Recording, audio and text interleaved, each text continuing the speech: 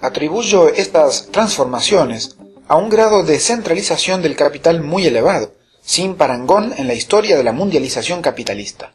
Un grado de centralización del capital que ha conducido a la constitución de este interés común. Las grandes transnacionales necesitan todas, para existir, del acceso al conjunto del mercado mundial. Ciertamente compiten entre ellas, pero todas tienen necesidad de un mercado mundial.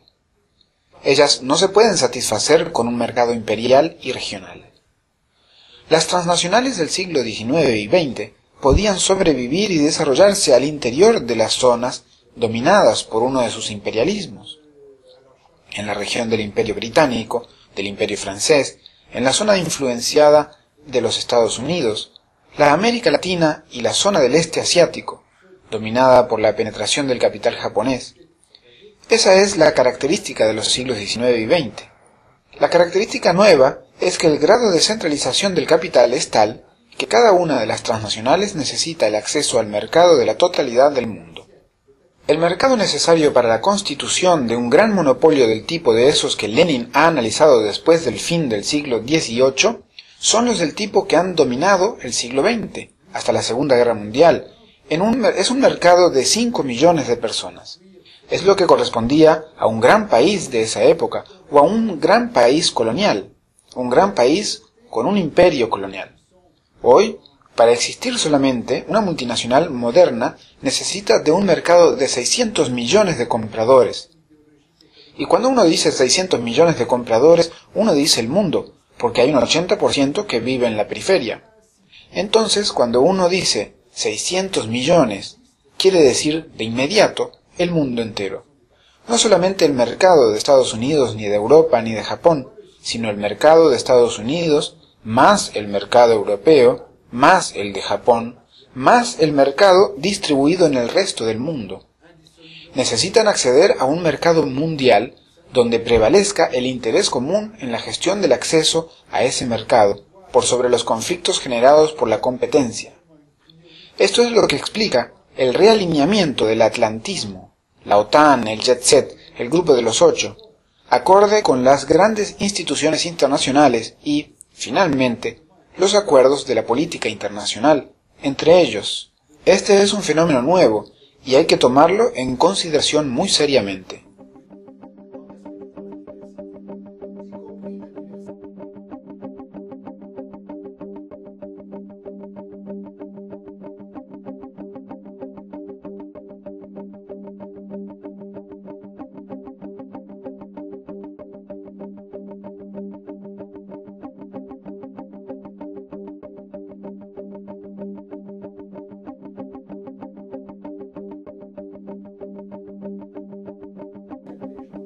Lo digo especialmente pensando en Latinoamérica, porque allí hay una tendencia en la izquierda a sobreestimar las contradicciones entre Europa y Estados Unidos, y a ver a Europa en competencia, y solo en competencia con Estados Unidos, y no como asociados para la gestión del mundo, y en consecuencia piensan que pueden jugar la carta de la contradicción, del conflicto entre Europa y Estados Unidos en su beneficio.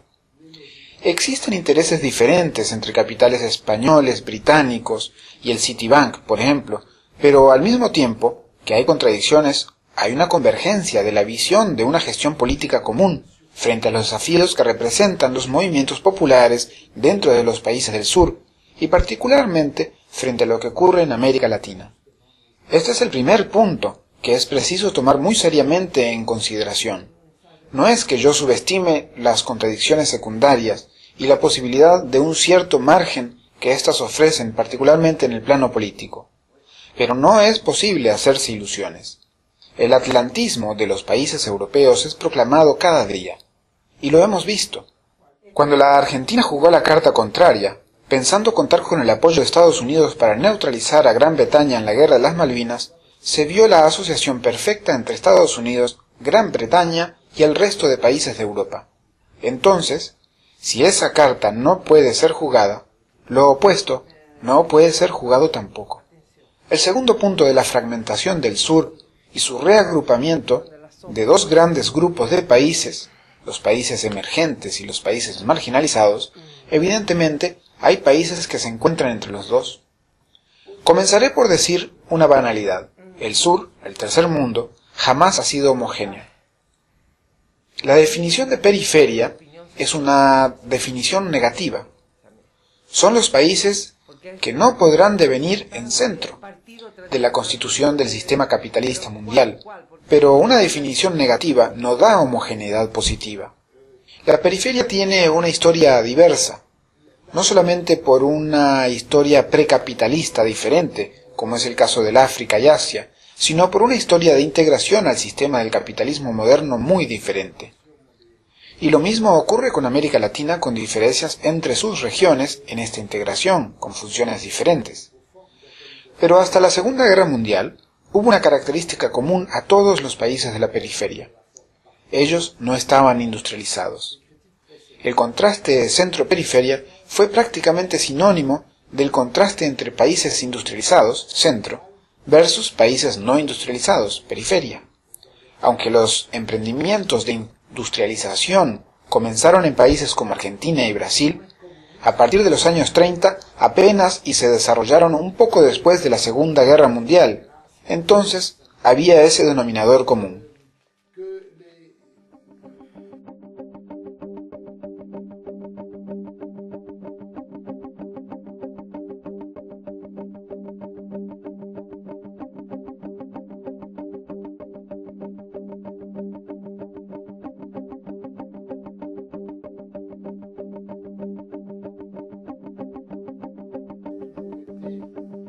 Los movimientos de liberación nacional, sean los movimientos por reconquistar la independencia nacional en Asia y África, sean los movimientos de renovación y modernización en América Latina, fueron movimientos, ya sean burgueses, populares o una mezcla de los dos, que aspiraron a la modernización a través de la industrialización, buscando poder alcanzar a los países desarrollados y poder colocarse entonces como una contraparte igual dentro del sistema mundial capitalista.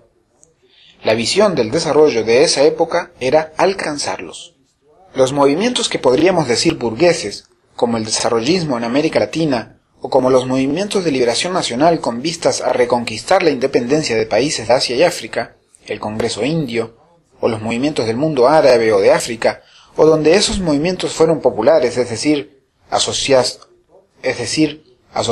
a una revolución social y socialista, como fue el caso de China, Vietnam, Cuba, tenían un objeto común: alcanzar la industrialización de cada país de modo de posicionarse en el sistema mundial como un partner respetado y respetable que devendría en el tiempo cada vez más realmente un igual.